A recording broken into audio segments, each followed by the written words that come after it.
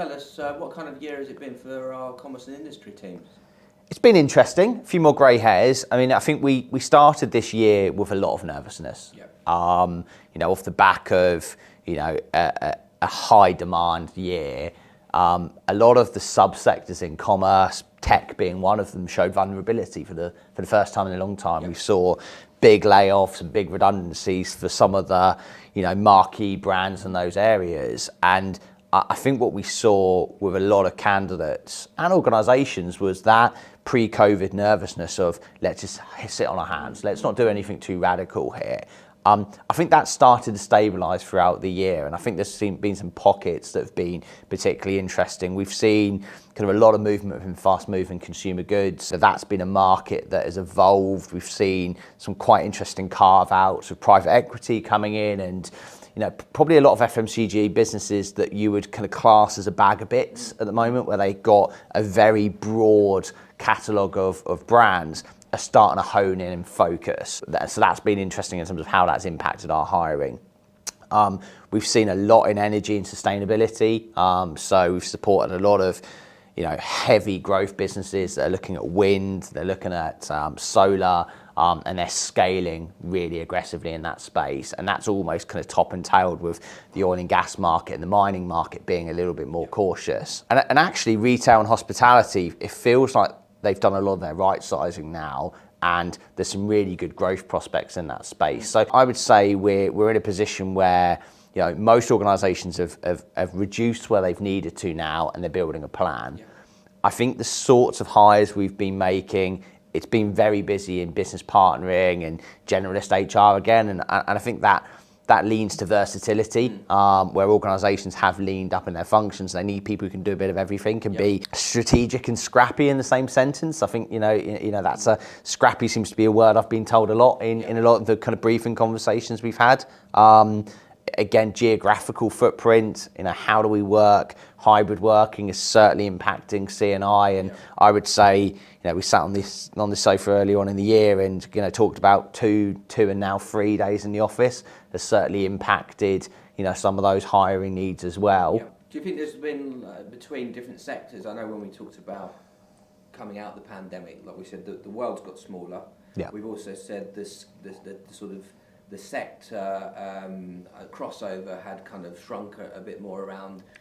There was more appetite for bringing in different skills. I think HR's evolved. You need different ideas, not just the same of what you've seen in the past. Do you think you've seen more of that happening across the C&I space? Absolutely. I think we've seen more cross-sector moves in C&I, which again, really exciting. So, an HR director who's sat in retail moving to media, for example, where again, last year, was that happening? Maybe not. So I think cross-pollinisation across the C&I kind of workforce, logical cross-pollinisation. So if someone sat in a heavy industry, unionised environment, are they going to a media house? Probably not. But we're seeing kind of more kind of subsector strand and kind of come together there, which again is really interesting.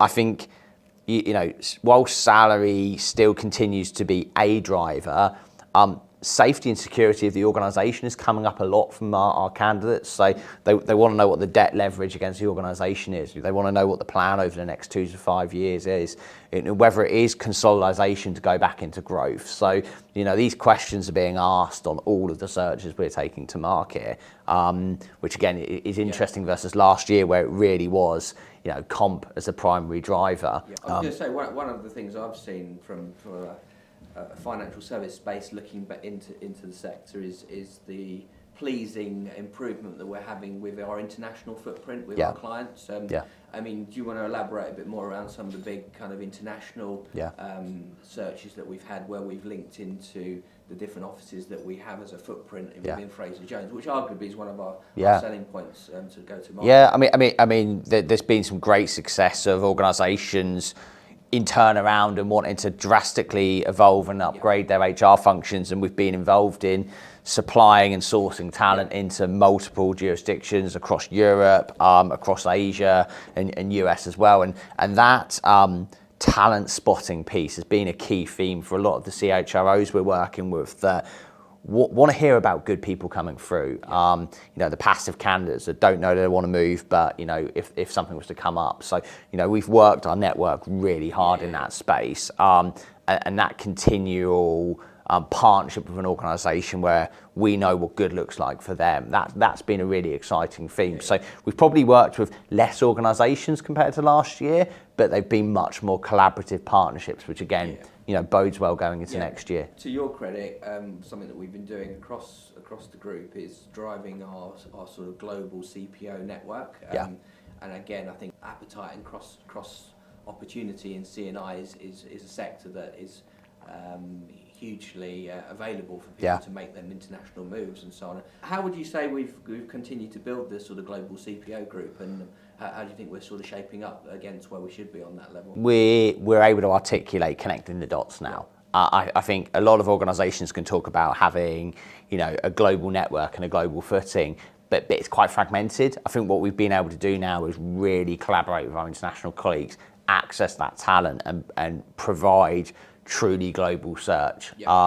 Relocation and expatriation is still challenging. We're still seeing a bit of a reluctance for people to physically pack their bags and move. We're still seeing a lot of commute hires. It's interesting, but you're right. Our CPO and our CHRO kind of exec search piece is probably really grown this year, and the number of searches across whether it's PE-backed organisations or FTSE 250 have been pretty considerable. And again, that partnership of those candidates that we've maybe supported over the last 10, 15 years and watched them grow and evolve means that judgment between us is really kind of to a point where a trusted partnership is formed. Yeah. I think, the feedback I've had certainly at that level is our agility, and our ability to be flexible in a world that needs to be adaptable and work with certainly both the candidate and the client to come to the right approach and solution.